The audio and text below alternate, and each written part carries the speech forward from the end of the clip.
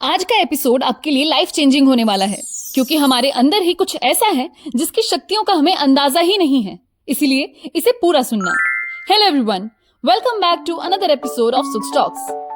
अक्सर कहा जाता है कि इंसान की सांसें गिनती की होती हैं, सांसें खत्म तो जिंदगी खत्म। इस बात में कितनी सच्चाई है, चलिए जानते हैं। योग सिखाने वाली हर किताब अलग तरीके से योग सिखाती है, लेकिन एक चीज जो सब में सेम है वो है ब्रीदिंग पर ध्यान यानी प्राणायाम।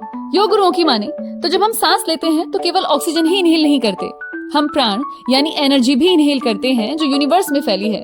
लेकिन कॉस्मिक एनर्जी को बॉडी की एनर्जी के साथ कैसे कनेक्ट करना है या उसका बेहतर इस्तेमाल कैसे करना है, ये हम जान ही नहीं पाते। इसीलिए ब्रीदिंग को 3 हिस्सों में बांटते हैं और उस पर ध्यान देते हैं। पहला है पूरक यानी सांस लेना, फिर कुंभक यानी सांस रोकना और फिर आता है रेचक यानी सांस छोड़ना। इन्हीं से बॉडी के प्राणिक फ्लो को स्टिमुलेट करते हैं। लेकिन ये तब तक पॉसिबल नहीं है जब तक हम अपना सांस लेने का तरीका थोड़ा बदल नहीं लेते। अब सोचोगे कि सांस लेने में क्या बदलाव करें? इसे ऐसे समझो जैसे हमें जोर से भूख लगी हो लेकिन एक रोटी में ही पेट भर लिया, तेज प्यास लगी हो लेकिन 2 घूंट से सिर्फ गला गीला कर लिया। उससे हमारे शरीर में कोई खास फायदा नहीं होगा, क्योंकि न्यूट्रिशन तो अधूरा रह गया। Same goes with breathing.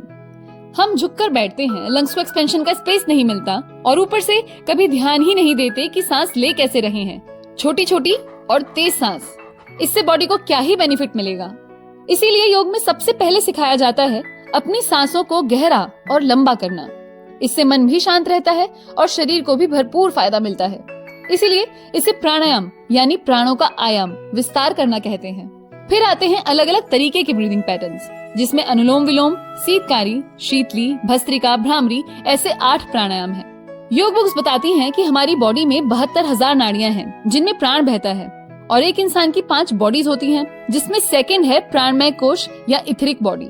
हम जब प्राण इनहेल या एब्जॉर्ब करते हैं तो वो मूलाधार चक्र से होकर इथरिक बॉडी में स्टोर होता है, जो हमारे मूवमेंट्स, टारगेट्स, इमोशंस और साधना इन सब में इस्तेमाल होता है। जब इथरिक बॉडी में कोई प्रॉब्लम क्रिएट होती है तो वही फिजिकल बॉडी पर एक बीमारी बनकर सामने आती है। इसीलिए हर तरह की बीमारी को प्राणिक हीलिंग से क्योर किया जा सकता है। और जब नाड़ियों या नर्व्स में प्राण का फ्लो इंटरप्ट होता है तो उसका असर भी फिजिकल बॉडी पर ही एक बीमारी के रूप में दिखता है। इसीलिए प्राण को लाइफ फोर्स या वाइटलिटी भी कहा जा सकता है। हमारे अंदर जो प्राण है वो इतना पावरफुल है जिसके जरिए इंसान अपने भूत, वर्तमान और भविष्य तीनों से जुड़ सकता है। ऊपर से कहने की बात, चलो इजी करते हैं थोड़ा। प्राणिक एनर्जी को सबने कहीं ना कहीं अपनी जिंदगी में अनुभव किया होगा। अक्सर ऐसा होता है कि आज हमने किसी को याद किया और थोड़ी देर में या शाम तक उस इंसान का कॉल ही आ जाता है, या कभी कभी ऐसा लगता है कि कोई आने वाला है। जैसे कभी खुशी कभी गम में जया बच्चन को शाहरुख खान के आने पर लगता था। ये सब कोई कोइंसिडेंस नहीं है। इन सभी स्पिरिचुअल एक्सपीरियंसेस के पीछे साइंस है वाइब्रेशंस का। जब भगवान श्री राम वन में थे तो वो ध्यान में बैठकर भरत को इंस्ट्रक्शंस दिया करते थे, यानी दोनों भाई टेलीपैथी के थ्रू बात करते थे। ऐसे ही जब हम अपने थॉट्स के साथ प्राण शक्ति जोड़ देते हैं और किसी इंसान को याद करते हैं तो वो भी टेलीपैथी का ही काम करती है। और जब भगवान से कुछ प्रे करते हैं तो इसे ही मैनिफेस्टेशन कहते हैं। पर हम इस प्राण की शक्ति को सही जगह छोड़कर बाकी सब जगह लगाते हैं। श्रीमद् भगवत गीता में प्राणायाम 2 टाइप्स का बताया गया।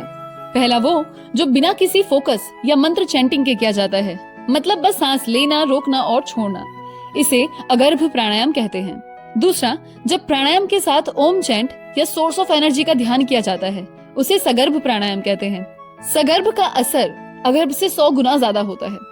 अब शायद आप समझ पा रहे होंगे कि प्राणायाम न केवल सांस लेना होता है, बल्कि उसे चैनलाइज करके अपनी बॉडी के एनर्जी को, सोर्स को जगाना भी होता है, जिससे शरीर के, मन के और आत्मा के सभी उद्देश्य पूरे किए जा सकते हैं।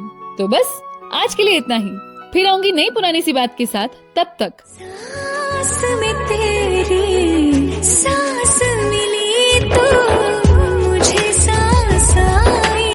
ये सब फालतू बातें छोड़कर अपनी ब्रीदिंग पर ध्यान दीजिए। बाय।